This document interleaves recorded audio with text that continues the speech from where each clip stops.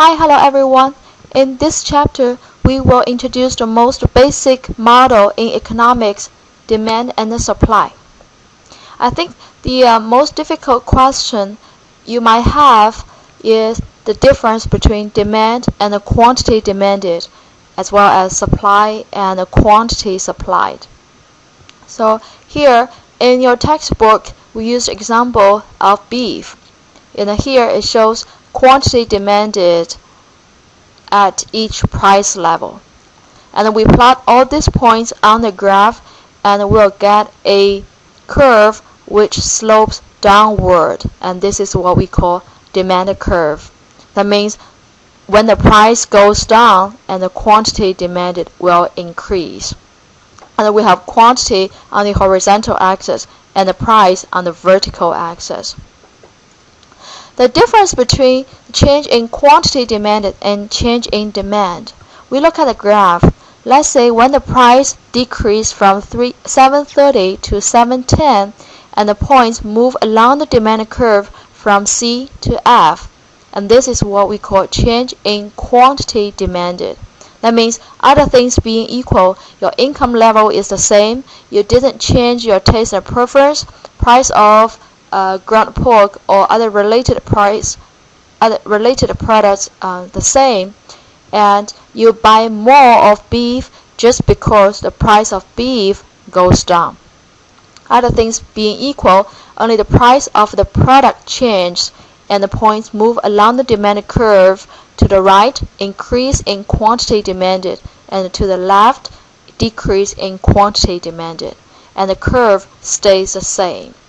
This is what we call change in quantity demanded. While there's another situation when you buy more beef, not because the price changed, but something else. For example, you earn more money today, or the price of related goods, pork, changes, and you buy more beef even though the price is the same, 730, and then we can find points on D0 shifts to the right, and then the curve shifts to right, D1. Okay, and this is what we call change in demand. Demand change due to anything other than the price change. And on the graph, it is represented by the shift of entire demand curve. So when we talk about the supply, and here supply schedule shows the quantity supplied at each price level. And we plot the points on the same graph, and then we get a curve which slopes upward, and this is what we call the supply curve.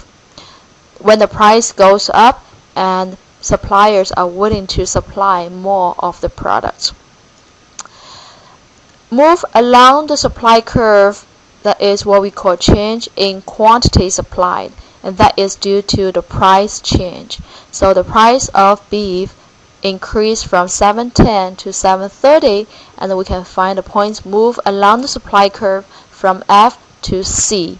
This is what we call increase in quantity supplied. And if the points move from C to F, and this is what we call decrease in quantity supplied. That is due to the market price change, other things being equal.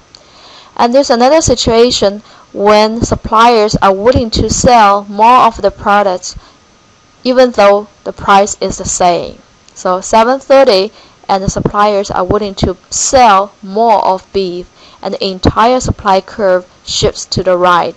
That is what we call increase in supply, and that is due to something other than price change. The labor cost change, the price of resources change, new technology coming out, the government subsidies or taxes, all can shift the supply curve to the right or to the left, and this is what we call change in supply. Okay, and then we combine these two curves together, and then we can figure out what is the right price and the quantity, and this is what we call equilibrium price and equilibrium quantity. So when demand curve meets the supply curve, the market fixes out the price and the quantity on its own, and E is called equilibrium point. Alright, that is pretty much for this chapter. Thank you.